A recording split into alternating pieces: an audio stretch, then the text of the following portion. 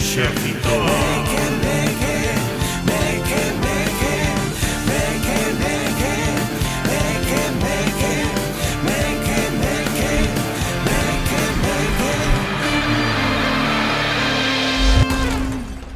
Ola, parroquia! Benvidos e benvidas outra semaniña máis ao exército... Espera. Como que outra semana máis? Xa houbo un capítulo esta semana que foi o capítulo especial do 100 programas do exército Meque e como outro capítulo especial nunha mesma semana. Que está pasando aquí? Pois como xa ben anunciei no primeiro programa, no programa piloto do exército Meque, esta tempada había cousas especiais. Unha delas era unha das cousas que máis ganas tiña de facer, que era volver a facer entrevistas, como tiña feito na pandemia, pois aproveitar o exército Meque para facer entrevistas pois interesantes e sobre todo a xente moi Meque. E a xente poderás estar preguntando quen é a primeira persoa convidada a participar nestas novas entrevistas dos Meque. Así que nada, trouxen a unha das convidadas da segunda tempada, se non me lembro, máis especiais. No, da segunda non, da primeira tempada. E temos de novo aquí, de volta, a Pura, a boa Meque. Hola, Pura. Hola. Pura xa está cansada porque esta xa é a cuarta vez que empezamos a facer así cousas diante do micrófono. E pois a outra vez repetir. Que tal de novo por aquí? Moi ben.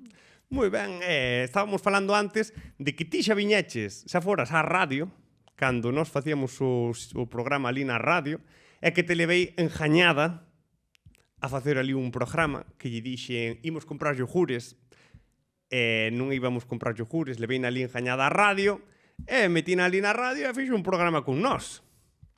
Acordaste ben? Acordo. E que che pareciu ali a radio? Moi ben. Estuvo que nin diala, o problema é que tiñamos que ter ali o tapabocas ese, porque aínda había o coronavirus, pero bueno, nin tan mal, ao final fomos comprar os yogures. Estaba ben. Estaba ben. E ora estaba ensinando, e aproveitando que lle estaba ensinando este novo estudio, o Meque Rocho, para preguntarle que che parece este novo invento. Isto está moi ben, moi ben. Está ben traballado. Da. Que antes empezamos a gravar e non encendéramos os focos estes e ora está ben iluminado. É verdad. Ora vésenos que nin diola. Ora, cando despois te vexas aí no móvil, vas ver que está todo máis iluminado, vésenos máis guapos, máis guapas, e estamos muitísimo mellor, a verdad. Vale. E a ti que che parece estar outra vez aquí falando diante dos micrófonos? Pareceme moi ben. Hoxe a Pura parecelle todo moi ben. É unha das cousas que lle estaba ensinando antes é como facemos noso programa. Eu estaba lle dicindo que todas as semanas sentábamonos aquí, hai un rapaz ali sentado tamén, que é o que controla os micrófonos, ou as cámaras, e que, aínda que parece mentira, nós levamos todo escrito por aquí. Vale. Para non perderse a facer o programa ben. E hoxe eu pensaba facerche ti un programa para ti. Un programa de Pura. Vale. Pero marchamos. Pura non quere facer o programa, pero eu viñalle facer preguntas. Eu antes estaba lle dicindo se lle facía ilusión ir a algún sitio en concreto da radio ou da televisión, e eu dicía, a ti faiche ilusión ir ao luar? E ela dixo, bueno, ben, ir ao luar ben. Pero depois tamén lle dixen que hasta que acaba o programa Jalloso non a deixa marchar dali. E pois xa dixo, bueno, ao mellor eu quero dormir antes. Non é así. Claro. Pero se nos invita a ir ao luar imos. Eu vou, se me invitan. Hombre, ti vas, pero eu tiña edad. Son unha muller de moita edad. Pero se tes 67 anos, Puriña. 87. 87. Ah. Ai, que cando viñeras tiñas 85. Mira xa canto tempo pasou, da última vez que viñeches á radio. Sí. Tiñas 85 anos, estabas feita unha moza. Estaba, agora sí. Pero hai vellas que van ao programa este de buscar home. Mira, deixa así. Son moito máis vellas que a ti, van ali á televisión e esas non teñen sono. Pois eu non vou. Por eso, se Jalloso nos invita a ir ao luar, eu vou contigo encantado. A primeira vez que viñeches estaba o meu outro compañeiro. Acordas teu Ai, rapaz? sí. Di Xavier. Estuvemoslle facendo preguntas a pura. Facímoslle preguntas e volvolle a facer porque a mellor hai xente que non sabe de onde és, quen és. De onde é? De onde ves sendo ti? De onde veño? Veño de Santiago, Bueno, ahora sí, pero de onde naceches ti? na parroquia de Montouto, E onde queda eso? en Santa Comba. En Santa Comba. E teu neto onde naciu? En Montouto tamén. Pa que diga a xente que eu non son de Santa Comba, que hai xente dicindo que eu non son de Santa Comba, e eu nacín ali, claro. E ti botaches ali toda a túa vida vivindo hasta agora, prácticamente. Hasta agora, claro. E que recordas ti dos teus tempos de moza por aí por Santa Comba? Como era... Era moi ben, para min era moi ben. E como era a vida antes ali? Porque a min a xente, como a ti, fálame de antes, e parecía que antes había moita xente. Había moita xente, era de outra maneira. E como era, por exemplo, a No parroquia No daquela? chaio da mocidade, pois salía, marchabas da casa, paseabas de paseo por Santa Comba, pola Serra, depois ibas ibas á sala de fiestas, se querías ir ao cine ibas, Había cine en Santa Comba? sí, E onde quedaba? quedaba indo Caravaggio a man dereita, o do Casamiro. Ah, non sabía que había un cine ali. Cine e baile, había baile tamén despois. E tamén había moitas máis cousas, porque claro, Santa Comba non era o que é. Antes era moito máis, era a capital aí da comarca. Santa Comba foi a menos. Fui a menos, non é o que había. Moito menos, sí. E tamén hai que dicir que moitas cousas das que había en Santa Comba foi gracias a xente que marchou traballar fora, Claro, a emigrar. claro que había máis, nas aldeas había máis necesidade do que hai. Agora nas aldeas xa non hai ninguén. Pero aínda habendo necesidade estabas ben. Estaban moi ben, que había de todo. Pero agora non. A mí o que me gusta cando contas é que antes traballábase moito, pero tamén se traballaba con moita calma. Claro, con calma, pois falaba con todo o mundo. Era outro destino, co do que é agora. Que agora non é. Ora a xente non fala con ninguén. Agora non é nada. Está falando contigo e está pensando noutra cousa. Pois é verdad. Pois é verdad. Eso son cousas que moi chulas que eran bonitas de antes, que por exemplo, decía de que antes traballábase moito, pero traballábase con moita calma, é dicir, ti ao mellor ibas sacar as vacas, pero estaban ali facendo no rejo seco, pero ti estabas ali sentada mirando carelas. Claro, como os animales pasían. E iso era relajante.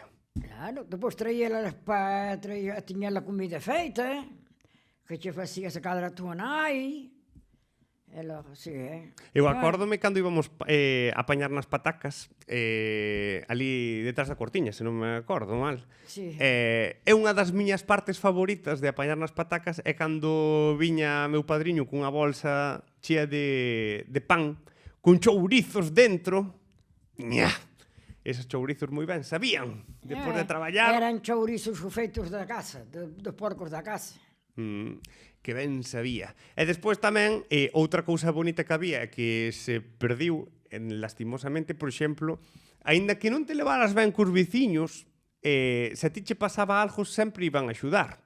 Ou, por exemplo, se alguén da casa se atopaba mal, a mí unha das cousas que sempre me fixo moita gracia é que se a ti che pasaba algo, viñenche os veciños a traer comida, galletas, zumos, e traíanche. E ora, ti a mí estás nun piso, enfermo, e ninguén se acorda de ti. Non che traen nada, estás ali solo. Agora non fan caso de ti. No, e antes a xente nas aldeas sí que se acordaba a xente. Axudábanche nas aldeas, axudaban uns aos outros. Ou, por exemplo, outra cousa bonita era, por exemplo, ir a apañar nas patacas ou facer o silo, que despois, que hai moita xente que estas cousas non as sabe, Hai xente que nunca sabe nada da aldea e non sabe, por exemplo, que se facía o silo, nin como se facía. Non sabía como se fai, xa en primeiro por aí, pero ao mellor non saben que cando se facía o silo, cando se apañaban as patacas, cando se collía, bueno, tamén se espijaba o millo. Un millo. Despois comían na casa. As fabas. Viñan os veciños todos, ou moitos de cada casa, E axudabanche, se cadra, e ti ibas a axudar a eles. E despois dabanche de comer na súa casa, Claro. facía uns callos, ou caldo, ou Facía carne, un cocido con carne, e comían todos. e comían todos os que traballaban. Que iso a xente moitas veces é que hai xente que non sabe. Claro. Hai xente que pensa que as patacas cóllense dos árboles. No aire. Claro, pensan que se collen dos árboles, que non salen da terra, por exemplo. E son cousas que son moi normales para a xente que se criou na aldea, pero que para outra xente non saben nada. A xente que nació no pueblo non saben nada. Saben de outras cousas, pero da aldea pouco. E que cousa dirías ti que é a máis bonita de vivir na aldea, de criarse na aldea e de ti cando eras nova? Un recordo así bonito. Bonito, pois na aldea era todo bonito. Ño, Todo bonito, todo bonito. non había nada malo, todo bonito. Nada. Todo era bonito. Xuntábanse 3 ou 4 a mediodía, ali falaban, mentre que non se marchaba a volver a traballar, despois cada un iba para o seu traballo e ala. É verdad. Eu aínda jardo moi bo recordo de esas cousas que xa se perderon, que estás dicindo ti agora, porque eu acórdame cando nos sentábamos todos debaixo do hórreo dali De Farruco, e a xente sentábase, bueno, ao mellor íbamos nós de apañar nas patacas, víamos ali a xente xa sentada, deixabas a carretilla coas patacas, sentabas ali, botabas a contar uns contos, eu ao mellor era máis cativa, iba a xogar o balón ali adiante, cos outros nenos, e así se pasaba a tarde. Así se pasaba o tempo. E non había estrés, a xente estaba ben. Non había mala idea para ninguén. No. Pues, aínda que me acordo un día que estábamos ali debaixo do hórreo de Farruco, e Manolo Dantelo quería leite. Ai, sí. Ese ainda non hai moito. E que pasou? Dios lle perdón, Dios quere que non lle ofenda a ela tamén. E marchándonos a vaca, o home mala muller. E ele foi co caldeiro, todo plancho, e vai a cuñada, cala que leite vale a comer. E comiu un caldeiro cheo de leite pola cabeza. E pois veu, así todo, e fui cambiar a roupa. Bueno, para explicar, nós estábamos na casa de Farruco, que era a sobrinha de Pura, e Manolo vivía noutra casa, eran familia pero vivía noutra casa. Sí. E fui a por leite ali ao frío desta xente, e claro, quería coller o leite a forza e marchar co leite. E botaronlle por riba da cabeza todo. E despois outro recordo que jardo así moi bonito, que era cando a xente iba a xogar as cartas ali a casa do Brenlla. Sí, a casa pola noite, que era así tarde-noite. Na casa do Rebelo. Na casa do Rebelo, correctamente. E esa casa prácticamente debiu ser así porque ese home nunca reformou, el debiu ser así toda a vida. Como era, unha lareira de baixo, as escaleiras de madeira, os tallos... Xa na vida da súa nai, do seu pai, aquilo foi todo sempre dunha mesma maneira. O chan era de terra, era así como terrón, non era nin cemento, nin nada. Algún día era de terra, barrías así ela. Que a súa escoba eran xestas. El tiña unha xesta e barría cunha xesta. E acórdome que el compraba caixas de quintos xa como se fora un bar. E tiñas ali, e iban os homes a xogar ali as cartas, toda a noite. E tomaban. E eu acórdome que os cativos sentábamos algunhas veces así nas escaleiras, mentras os outros xogaban, e algunha vella, como a ti, que estaba ali, ao lado do lume, falando. Eu de noite ali nunca estuvo. De noite non, era de tarde. Cando nós estábamos ali xogando ao balón, baixabas ti, eso sí. Entrabas a cadra un pouquiño ou así, que demais non... Bueno. Eu son recordos que jardo así bonitos daqueles tempos, que agora a nosa parroquia xa non é así. Non, agora acabou. A menos. Agora a menos, agora acabou. Pero agora acabou de todo. Hasta os vellos cambiaron. Antes os vellos iban polas casas falando e agora jóchanse dentro das casas. Agora xa ninguén quere que vai a casa dun, nin quere a casa doutro. Sí, agora antes eu acórdome tamén que as portas estaban sempre todas abertas.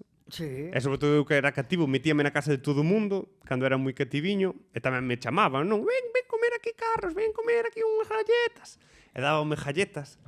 E antes as portas estaban todas abertas. As das cuadras, as das casas, todo estaba aberto. E a xente iba entrando dun lado para outro sin... Pero agora nada. Agora está todo fechado. Mira, na casa de Julio, eu nunca na miña vida ali fui. Ainda ele dixo, ainda hai pouco tempo que... Julio é o seu veciño. Dixo, non, ti desde que viñéchesme cando era en directo fui buscar, que me dera aquela volta para botar para a cama, que pensaram que eu vos a morrer.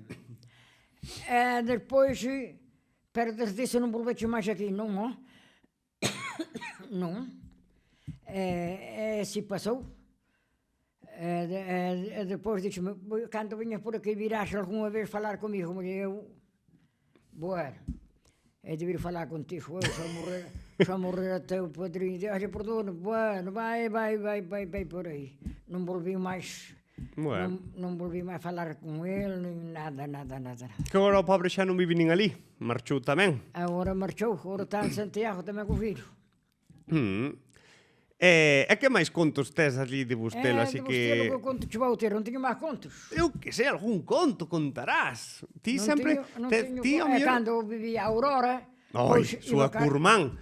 As curmán iban falar as dúas, eran as dúas así, como os puños pechados eu ali. sabía moitas cousas porque ela me decía, mas eu non sabía nada.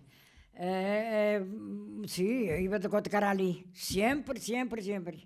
Iba a traballar e entraba ali. Volví a traballar e entraba ali. Porque pura unha das cousas que máis lle gusta é falar, é saber. Claro, é saber, é falar. Pura se nacera uns anos máis tarde, iba á universidade, porque ela saber das cousas, gustalle moito. Me gusta. Ir á escola, iba encantada. Íbamos á escola, depois cando salía nos tríanos moita fame, había un pareiro, abaixo da iglesia, íbamos todos aos peros, estaban madurinhos, sabían, pero viñan aquelas mulleres dali e botábanos fora e marchábanos. É de quen era o pereiro? Era de González. Viña a Nadina, e máis viña unha que casou para Porto Correio, non sei como lhe chamaban. E botábanos fora, pero a Nadina era a máis mala de todas. Hai unha historia moi bonita que sabe moi pouca xente e que é bonita incluso de contar, que ti bueno, sempre a xente que te coñece sabe que ti ves dunha familia pobre, teu pai e tua nai non tiñan moito. Non, cando casaron de que tiñan pouco. Tiñan pouco, e incluso tua nai non tendo moito dáballe a xente que tiña menos. Cando viñan pedindo polas portas, collía e se había un cacho de comida, ainda o partía e daba a xente que viña pedindo polas portas. Eu disso non me recordo. Eso é o que din. Eso que din de... Como se chamaba túa nai? Chamaba Carmen.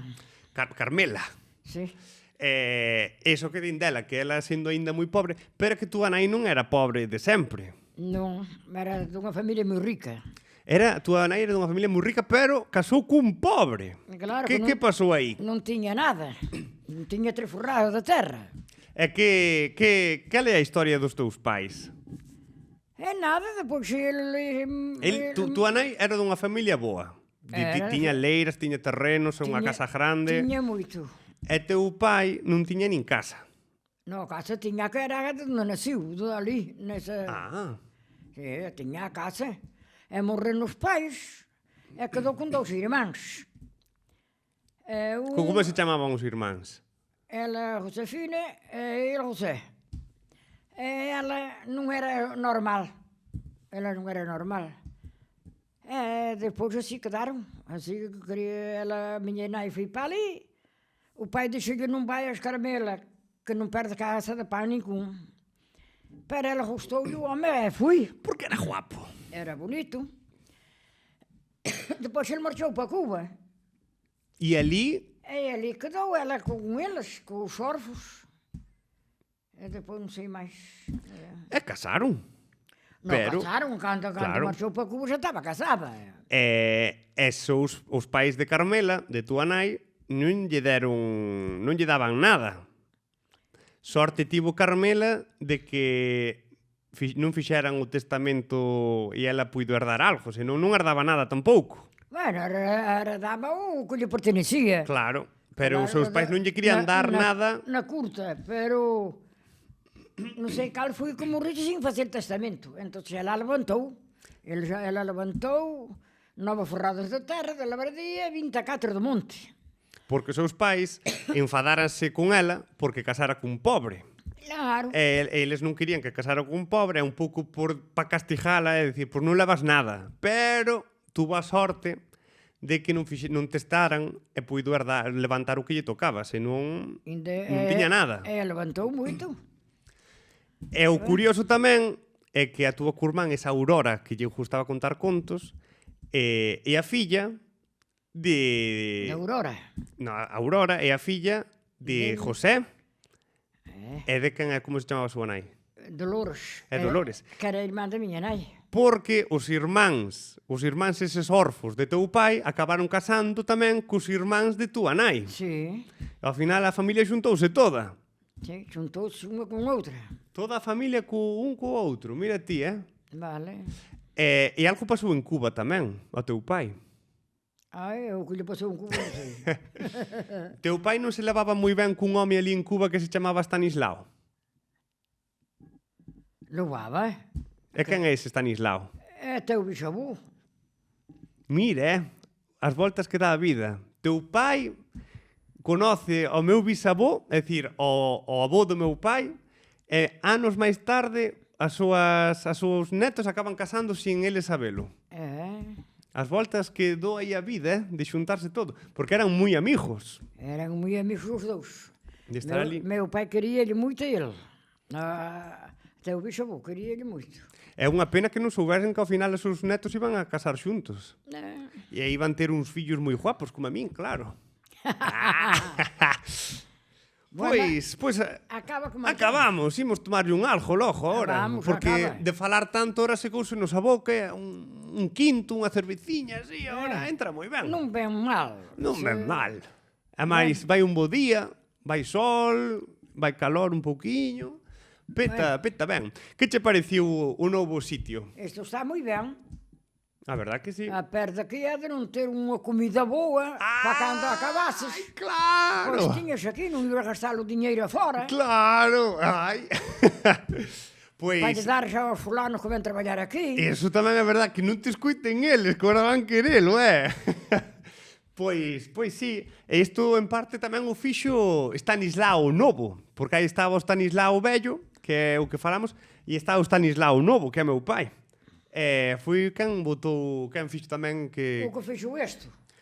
Os dous, fixémolo entre os dous. Bueno. Estuvamos aquí cantas semanas metidos, viñamos pa aquí seguido a traballar. Os teus pais son bons para vos.